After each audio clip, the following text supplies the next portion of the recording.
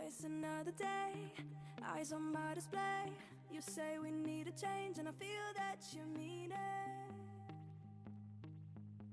You mean it. မင်္ဂလာပါ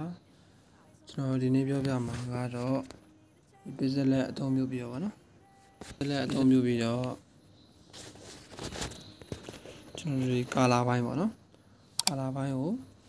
ကိုယ်စိတ်ကြိုက်အရောင်ထားတဲ့နည်းလေးကိုပြောပြမှာဖြစ်ပါတယ်အဲဒီမှာကျွန်တော်တို့ color ကဒီ gradient color ပေါ့နော် gradient color နှစ်မျိုးဆက် color ပြီးတော့ဒီ color ကိုကိုယ်စိတ်ကြိုက် color ကိုရှားပုံတွေကနေယူတဲ့နည်းရပေါ့နော်နောက်တစ်မျိုးကဒီ colorful color မျိုးစုံရတဲ့နည်းရကျွန်တော်သုံးမျိုးပြောပြသွားမှာဖြစ်ပါတယ်โอเคကျွန်တော်တို့ပထမဆုံးနည်းကတော့ဒီ color ပေါ့နော် color နည်းကကျွန်တော်တခြားပုံကနေပြီးတော့စိတ်ကြိုက် color ယူနေနေပြောပြမှာဖြစ်ပါတယ်โอเคကျွန်တော်တို့စာတစ်ခုရေးလိုက်မယ်စာတစ်ခုရေးလိုက်မယ်โอเคကျွန်တော်တို့ background လေးကို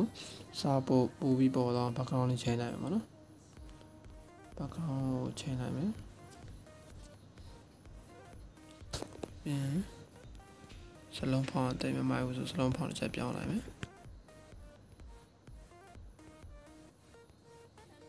โอเคပြီးတော့ဒါကျွန်တော်ပထမဆုံးပြောပြမှာက color ယူမှာပါနော် color ကိုကျွန်တော်တို့ကဒီ A မှာ color ဆိုတာရှိတယ်အဲဒီ color မှာကျွန်တော်ကအရောင်ဆုံးရှိရပါနော်အရောင်ဆုံးမှာတကယ်လို့ဒီထဲမှာမပါတဲ့အရောင်ကိုကလိုချင်တာဆိုလို့ရှိရင်တော့ကဘယ်လိုယူမလဲဆိုတော့အဲ့လိုချင်တဲ့အရောင်ကိုဒီလေယားနေပြီးတော့ဘေးမှာထည့်ထားမှာပါနော်အဲ့တော့ကျွန်တော်တို့ကပုံတစ်ပုံထည့်ဖို့ဒီဘက်က shade ကိုသွားလိုက်မယ်ပြီးရင် import မှာပါနော်အဲ့ဒီကိုလိုချင်တဲ့ color ရဲ့ပုံကိုထည့်ပေးအောင်ပါနော်မှကျွန်တော်တို့ကဒီပုံလေးကိုပြလိုက်မယ်ဒီထဲက color တစ်ခုကိုယူမယ်ပါနော်အဲ့ဒီပုံလေးကိုဒီဘက်ထောင်းလေးမှာခဏထားလိုက်မယ်ဒီကျွန်တော်တို့ကဒီ color ကိုဒီသူ့မှာပါတဲ့ဟာမလိုချင်ဘူးအပြင်ကလိုချင်တာဖြစ်တဲ့အတွက်ဘယ်လိုယူမလဲဆိုတော့ဒီ color ရဲ့ဘေးမှာပေါ့နော် color ရဲ့ဘေးမှာအပေါင်းလက္ခဏာလေးရှိတယ်အဲ့ဒီအပေါင်းလေးကိုနှိပ်လိုက်မယ်ပြီးတော့လို့ရှိရင်ကျွန်တော်ကဒီခဲတိုင်ရဲ့ဘေးလေးမှာဒါလည်းရှိရပါတော့အားလေးကိုနှိပ်လိုက်မယ်ပြီးရင်ကိုလိုချင်တဲ့ color ရဲ့ပုံကိုတစ်ချက်ထောက်လိုက်ပါနော်မကျွန်တော်ဆက်လက်ပြင်မယ်ဒီရောင်လိုချင်ဒီနားလေးကိုထောက်အောင်ပါနော်အစိမ်းကိုလိုချင်ဒီဘက်နားလေးကိုထောက်မယ်နောက်ခရမ်းကိုလိုချင်တာဖြစ်တဲ့အတွက်ခရမ်းလေးကိုထောက်ပြီးတော့အမှန်ချင်းပေးလိုက်မယ်ပြီးရင်ဒီမှာ color adjustment ချိန်လို့ရပါနော်အခုလိုနဲ့အရောင်အနုအရင်ကိုချိန်ပြီးသွားလို့ရှိရင်ကျွန်တော်တို့က okay နှိပ်လိုက်ရင်ဒါအရောင်တစ်ခုရပြီပေါ့နော်ဒါကတော့ကျွန်တော်တို့ color ကိုဒီ software မှာဖွင့်နေအပြင်ကနေယူတဲ့နည်းပေါ့နော်အပြင်ကနေယူတဲ့နည်းဖြစ်ပါတယ်ဟောနောက်တစ်မျိုးကကြတော့ဒီ gradient ပေါ့နော် gradient ဆိုတာ color နှစ်ရောင်ဆက်ပေါ့နှစ်မျိုးဆက် color ယူနည်းပြောပြပါမယ်အဲ့ဒါဘယ်လိုလဲဆိုတော့ဒီအတိုင်းပဲ A ကနေပြီးတော့ကျွန်တော် color ကိုတစ်ချက်သွားမယ် color တစ်ချက်သွားမယ်ဒီ color ရဲ့အောက်မှာ gradient ဆိုတာရှိအောင်နော် gradient ဆိုတာနှစ်ရောင်ဆက်ပေါ့အဲ့တော့ဒီမှာ original ပေးထားတာလေးရှိတယ်ဒီလိုမျိုးအနီးနဲ့အဝါနဲ့အဲ့လိုမျိုးနှစ်ရောင်ဆက်ပေးထားတာရှိတယ်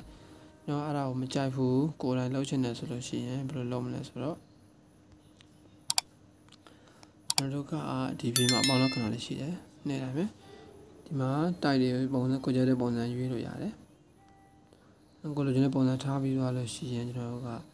ဒီမနော်ဒီဘက်ကအပြာနေရာမှာကျွန်တော်ကအစိမ်းထားခြင်းနဲ့ဆိုရင်တစ်ချက်ထောက်မယ်ပြီးရင်စီပုံးလေးကိုနှိပ်လိုက်မယ်ပြီးရင်ကိုကြတဲ့အရာပေါ့နော်အနီဆိုအနီတစ်ချက်ထားကြည့်လိုက်မယ်ဒါဆိုရင် adjustment ချိန်လို့ရတယ်နော်အနီများခြင်းအနီတစ်ဝက်စီတစ်ဝက်စီချိန်လို့ရတယ်ပြီးရင်ဒီဘက်ကိုအစိမ်းမထားခြင်းဘူးအပြာထားခြင်းနဲ့ဆိုရင်တစ်ချက်ထောက်ပြီးတော့ကျွန်တော်ကဒီမှာအပြာလေးကိုရွေးပေးလိုက်မယ်ဒီမှာအလင်းမဟုတ်အရောအတင်းပေါ့နော်ချိန်လို့ရတယ်ပြီးပါလို့ရှိရင်ကျွန်တော်စိတ်ကြရပြီဆိုရင် okay နှိပ်လိုက်မယ်ဒါဆိုရင်နှစ်ရောင်ဆက်ရသွားပြီပေါ့နော်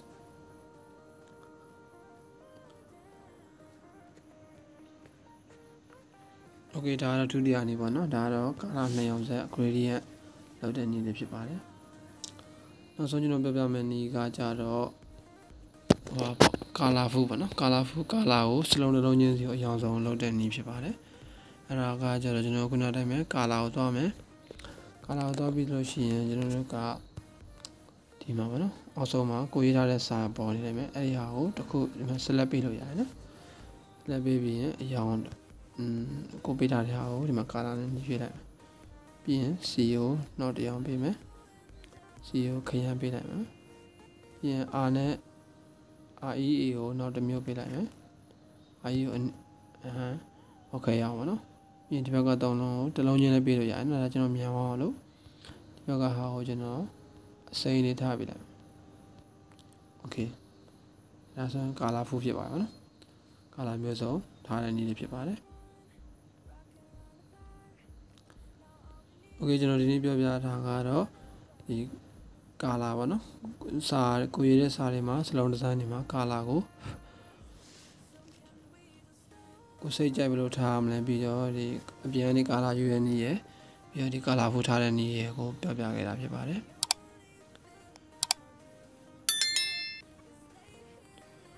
โอเคဒီနည်းလမ်းလေးကမတည်သေးတဲ့လူတွေတော့အသုံးဝင်မယ်လို့ထင်ပါတယ်